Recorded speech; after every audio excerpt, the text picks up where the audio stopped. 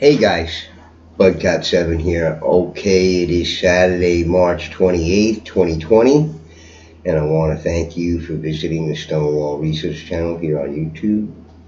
I really do appreciate it. Alright, guys, well, I hope everyone is well, and not to get into it too much, but I was just watching. Matt on his channel, Quantum of Conscience, and what he has to say about it. And I've been following Matt for a long, long time. He used to be like a financial guy, and I used to be heavily into that stuff too. But it's interesting what he has to say about it, and not to get too far into it, guys, but just take a look at this right here, okay, and think about it. All right, I don't want to get too. I have a lot to say about these subjects, but I want to focus on what my channel is really about. I don't want to get too political or psychological or anything like that, but I'll put a link to Matt's video at the end of this video here. You might want to take a look at it. I don't know.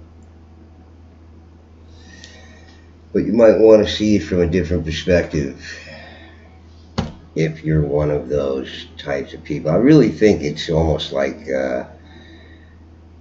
living in like a they live kind of scenario. It's the way I see it. Some people are, I guess, just genetically different, I suppose, or whatever. Maybe these viruses or whatever just alter your DNA. I mean, they have weaponized viruses that are,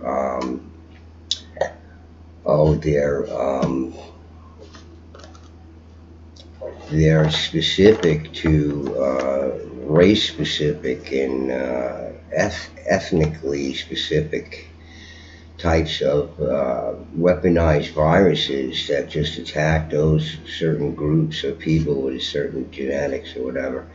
So they have this kind of weapons and all that kind of stuff. And who's to say any of these flus or whatever weren't something that got out of some laboratory? How can they say otherwise or prove or disprove it, So I don't know, but let's get away from that and get to what this video is about. And we are going to continue in my series looking into the accounts of the quote-unquote giants, or large hominids as I like to call them, state by state.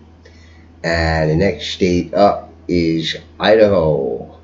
And yep, there's accounts of the giants in Idaho, and one of these in particular is just fascinating to me, but they are all fascinating as they usually are. Plenty to talk about, so let's take a look at them from Great Your Ancestor site here. 8-foot woman, Lewiston, Idaho. So that's a big lady there, and being that I'm like 5'8", boy, I'd hate to get cold cocked by her.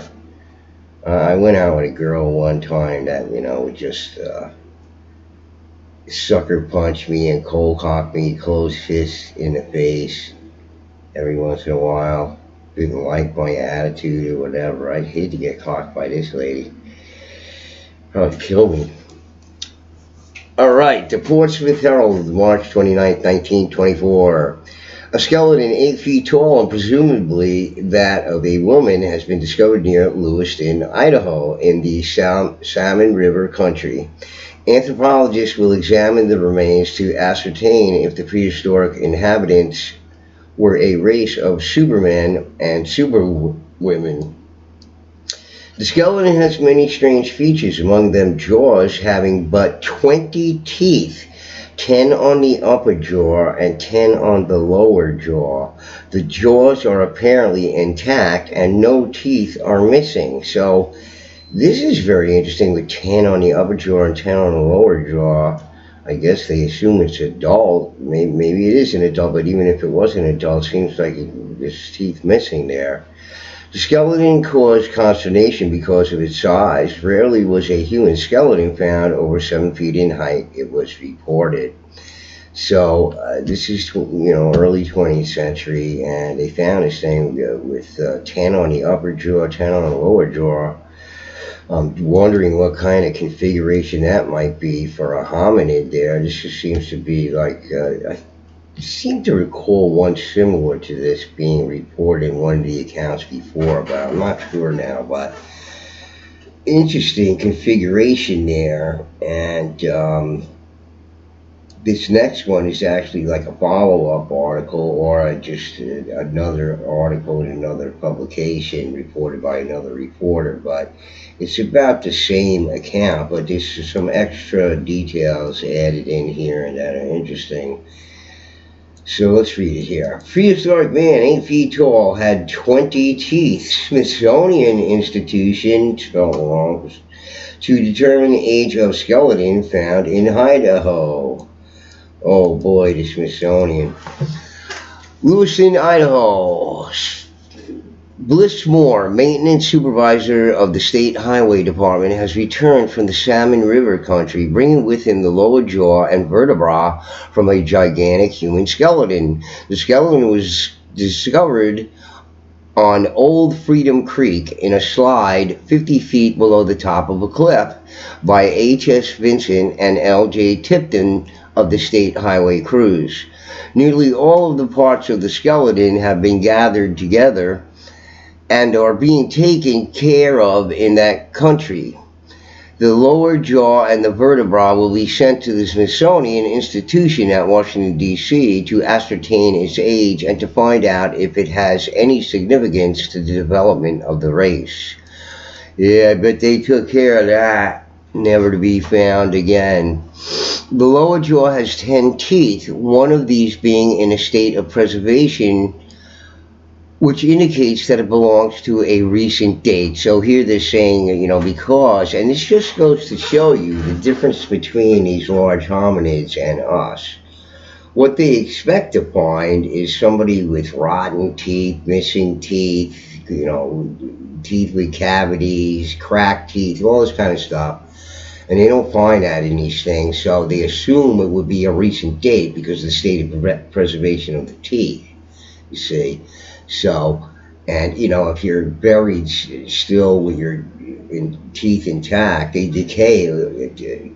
Decay continues onward after death. So, what's interesting about it is that what their expectation is to not find the teeth of Homo sapiens skeletons in good shape at all. When they find these things, they make a mistake about how old the skeletal remains are by making this remark, belongs to a recent date because the teeth were in such a state of preservation. The upper jaw also has 10 teeth, and it appears that this human had only 20 teeth. Okay. Was herbivorous. The jaws are believed to have been of a race of people who were herbivorous. Dr. J.W. Bratt, who saw the jaw, said that the normal absorption of the process in which the teeth rest might have caused the jaws to assume their present form, succeeding the removal of the back teeth during the life of the person. So they're assuming that the back teeth were removed. But let's say that they weren't. We don't know. But, they're saying that whoever it was herbivorous. So again, as I said, the giants were vegetarians, probably to start with, and the oldest ones. And as they began to become merged with the native populations of areas of the Americas, they had meat, got meat eating habits included in their diets, or the bounty of the sea and the water or whatever they were eating, and not necessarily meat, but mostly vegetables by the design of their teeth. Dr. W. P. H. Abel also saw the skeleton and pronounced it to be that of a woman. Dr. W. A. Foskett of the Whitebird country also says it is a woman, probably more than 8 feet in height, and that's an awful big lady. And basically today there's nobody who's 8 feet in height. Very few. We do a three recorded just recently. I think one of them died. So, two people out of 7 billion were 8 feet tall. But, 8 foot tall skeletons are found everywhere back in those days, apparently. For some reason that they can't explain it, don't want to. Great skull and a gun. Skull of great size. The skull of this giant is twice as large as that of an average man today. The large limb bones indicate he must have been a man of great physical power. The skeleton is well preserved and was found upon the surface of the ground far back in the chambers of the cave, stretched out at full length.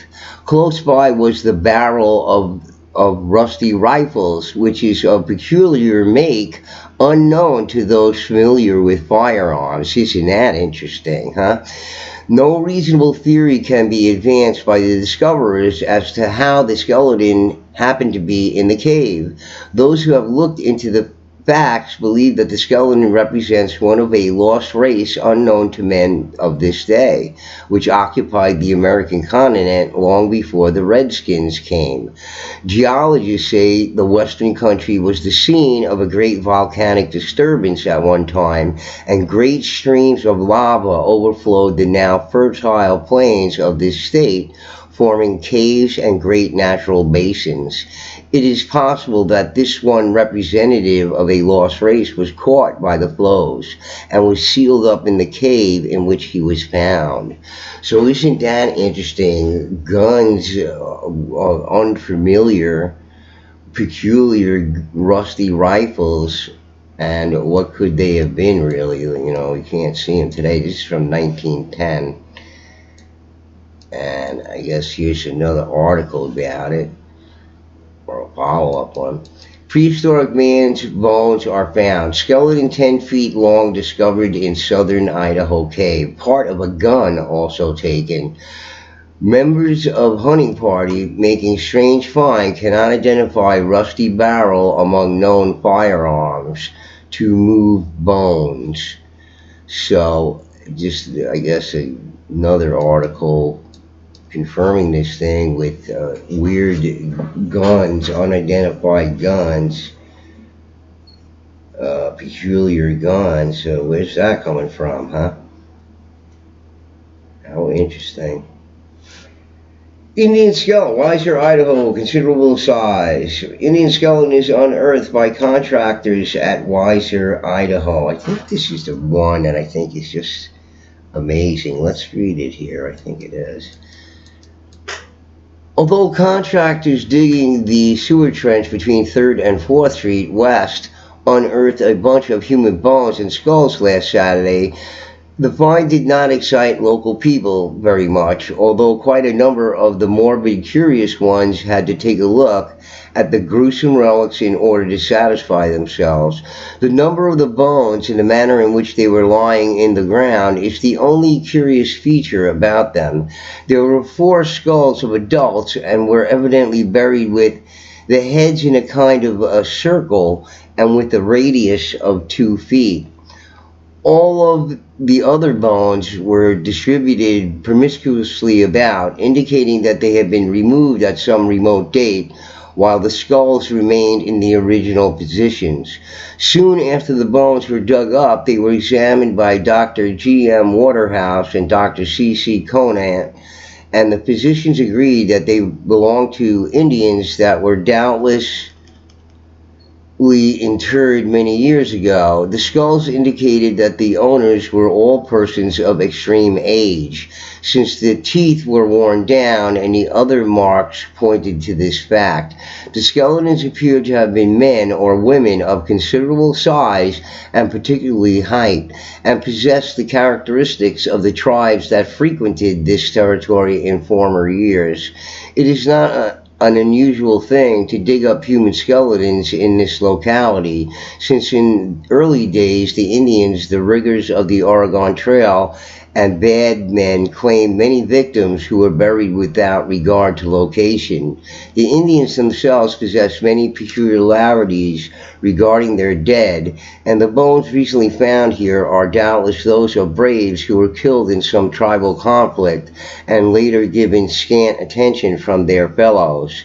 Again, that particular spot may have been the graveyard for some tribes, since many human bones have been found in the western part of town during recent years. So interesting. This circular burial, which we've heard again and again with these accounts, where these people are buried in a circle, but the bones were dug up, but who knows by who, and then thrown back in there again. Maybe they got scared, dug up, and who knows what the reason is, but very interesting again with these large skeletal remains buried in these wheels. You see that again and again in the accounts. Okay, so this is a very interesting one. Blaine County, very large skeleton. This one is just fascinating. Foley Abbott left the Pilgrim Mine in Beaver Gulch, Idaho, the other day to explore the steep mountain opposite and came upon an opening in the side of the hill which he investigated. Making a torch of pine, he went into the place and, after passing through a long, narrow passage, found himself in a large chamber with a smooth door, perfectly dry and lighted by a brilliant flame in the center of the room. He approached the light cautiously and found to his unbounded amazement that the flame issued from the mouth of an image of a man made of what appeared to be silver, roughly formed. Mr. Abbott suspects that the workers of this crude sanctuary had discovered a gas jet in the rock, and that there is communication down through the body of the rock through which the gas flows perpetually, indicating an abundant supply of petroleum under the mountain. There were a few hieroglyphs which Mr. Abbott could not decipher on the walls, and in one corner a very large human skeleton with a stone tomahawk and mortar lying near. The Marian Star, January 11th, 1883. So how fascinating is that? With this perpetual flame coming out of this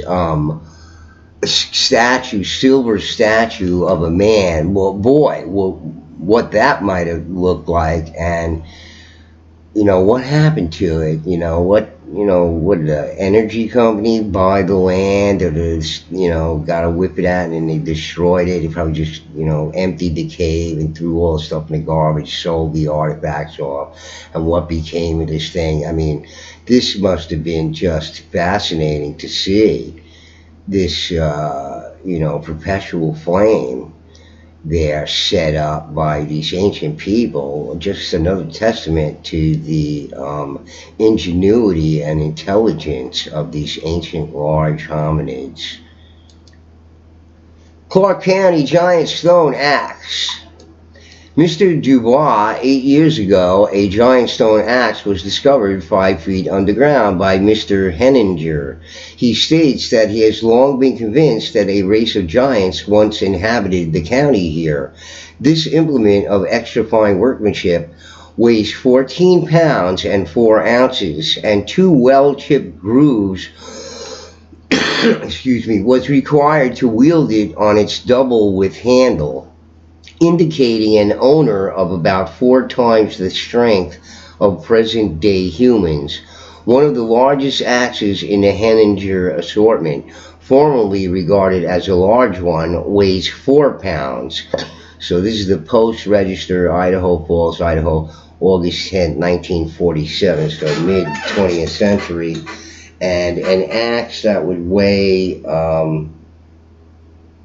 14 pounds and 4 ounces would just be intensely huge, and only a huge humanoid would be able to be wielding these things. Obviously not human beings, these people of large stature and weird skeletal types and skull configurations. So that's it, guys. A short one here, just 6 accounts there in Idaho, but of particular fascination to me was this one with the eternal flame there, with this silver effigy of,